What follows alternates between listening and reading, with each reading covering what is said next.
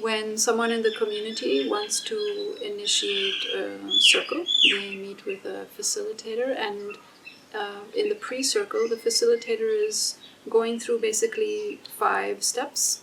So the first one is finding the act. The second one is hearing meaning, so the impact that this act has for the person initiating or anyone else when they get pre-circled. Explaining the restorative circle process and checking whether there's any questions. And then asking the participant, the initiator, or the following participants who needs to be there. So who's to be invited to attend the circle, to participate. And then whether they want to go ahead so that there's voluntary consent. Let me explain you a little bit about the process. Please. The third step of the pre-circle is explaining the restorative circle process to the participants, so that they're as informed as they can be about the process that they're about to embark on. So I'm going to transfer now to the other part of this pre-circle, and I'm going to read it to you so I don't forget anything. It's down here. Okay. So I'd like to briefly review the next steps so as to support clarity about the process we're using. In a moment, I'm going to ask you who needs to be there at the circle, and then I'm going to check that you want to go ahead. If you consent, I'll contact all those other people whose names you've given me, and if they are willing to meet, then we'll meet with them as we're doing now. I'll ask them the same question to get clear about what happened, the meaning it has for each of them, and then to check that they're clear about the process. I'll ask them who needs to be present. Even if some decide not to come, the process still goes forward. Next, I'll set up a time to come together and invite everyone to speak and be heard, not just for the words we're using, but for the meaning that we're wanting people to integrate. This is the restorative circle where everybody's invited. Okay? It'll create an environment that supports us to look at where we are right now, what was happening for each person at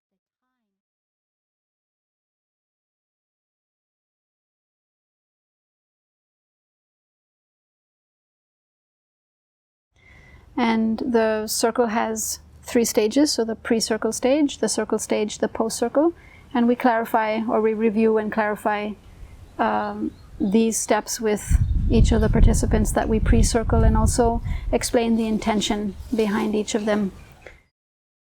When we have done that, I'm going to ask you who needs to be there, and then if you want to go ahead. And we'll meet all of those who were named for such a pre-circle, what we are doing now, and we'll ask them the same questions, so like this.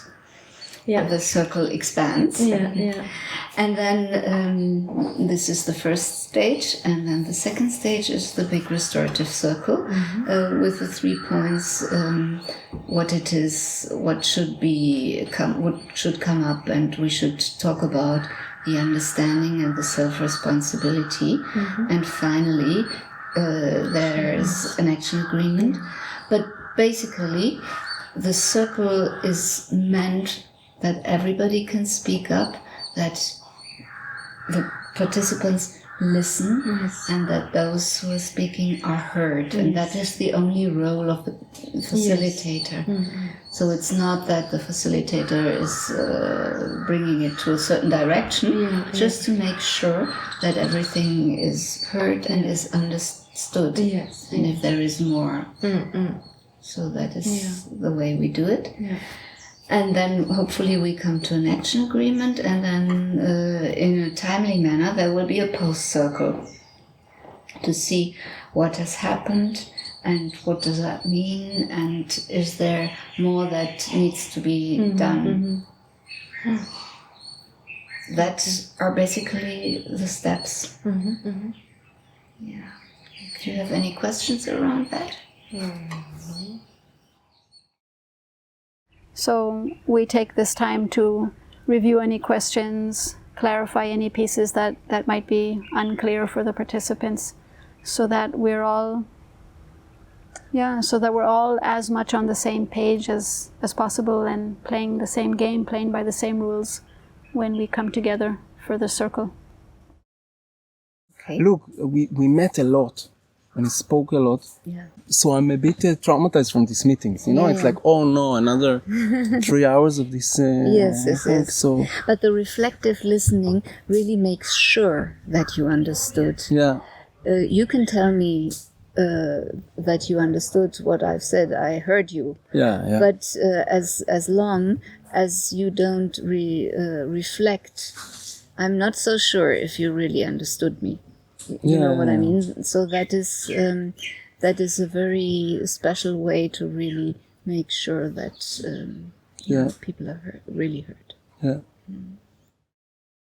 And in Orville, generally we carry this image around in our pre-circles, and it's also available at the circle, and even we send it out by email when people are named. And we just have it as a visual to support us to explain the process, or the participants, you know, can see it laid out and can ask questions or have this as a reference. So here's a visual if it supports you, although I think many of you know about it already. Yeah, please take one if you like. So the phase that we're in now is this pre-circle phase of sharing what the circle is about, this act, what Aurora brings, and hearing what that brings up for you, so your perspective on what's been happening, and then sharing how the process works, which is what we're doing now. And then normally that question of who needs to be there, and do you want to go ahead? So it's a voluntary process. This meeting is a requirement before coming to the circle so that we know the process, because actually the process belongs to the community. It's not the facilitators who control what's said or how it's said, or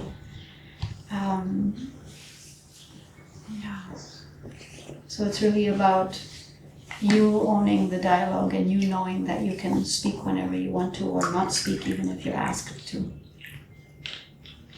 And the basic principle and the magic is that everybody has a chance to be heard and that they're reflected. So the meaning is said back. You know, so I might say to Oromira, what would you like to say and to whom? And you might want to say something to Vega. And in which case I would check with Vega. So Vega, what did you hear Oromira say? And it's not necessarily that she has to repeat your words, but the message, the essence of what you're saying, or what's at stake, or what are you really concerned about? And then coming back to you and checking, so is that it? Did Vega hear you the way you want to be heard? And if so, then maybe she wants to say something to you, or if not, you get to clarify. Until really you feel fully heard, so everybody has that chance. And then normally, and hopefully, the dialogue deepens when people feel fully heard.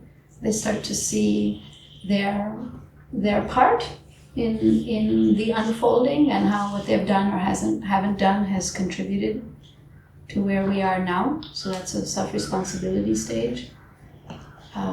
So there might be some regrets that are shared, or some insights, or some ahas. And that deepens a sense of trust and intimacy and willingness to collaborate.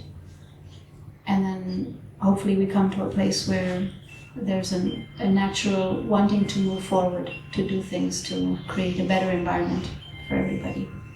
I don't know if we will get to that in our first meeting. It might be in the second. And that's the action plan, where really everybody has a chance to say what they would like to see happen next, what they would like to offer or request. And it can be things that are one-on-one, that are more energetic, or it could be things that are larger for the group, or it could be even on a system level. So, or structural, or financial, or proposals. So it can be the full range. And those action plans have a time frame. And if they're, let's say, a month, then we will have a post-circle in a month. Or if they're 3 months or 6 months, we have a post-circle after that date to check whether things have moved forward. And if yes, we celebrate. If no, then maybe more things need to be expressed and heard. And maybe new action agreements emerge from there. In which case we would have, again, another post-circle.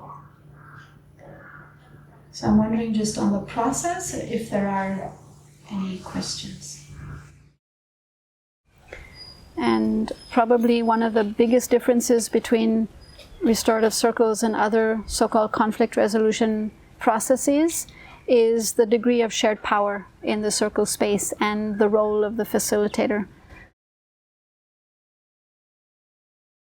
Like, where is then the responsibility of the facilitator? Well, before we meet each participant, so we ask them and we explain to them about the process, and we check with them if they've understood and if they would like to play the game of reflective listening and to be able to express themselves also. So we give them an assurance that they can express themselves, but that they also take responsibility for listening to the other person. And it's only when we are sure that they're clear about that we invite them to participate. Otherwise, it's a voluntary process, and they are not forced to come to a process. So the idea that the facilitator is really taking a step back and holding an opportunity for other people to engage, I think is also really important and can be explained to participants, that it's really a choice around power, and that the facilitator is not sitting in the seat of the person who is directing, because when you take that, it's possible, of course, but the chances of like a real deep resolution and even transformation, which we're looking for, will definitely get less, because certain things will be suppressed, other things will be given more space by the power of this facilitator. And actually, when the collective itself picks it up, the community that is affected, it really has a completely different flavor, how this power comes in somehow. Yeah. So this I always find Yeah. interesting to try to explain also to participants, so that they lock in a little bit to somehow the meta of the process. That the power really lies with them as a group and not with one facilitator. Exactly.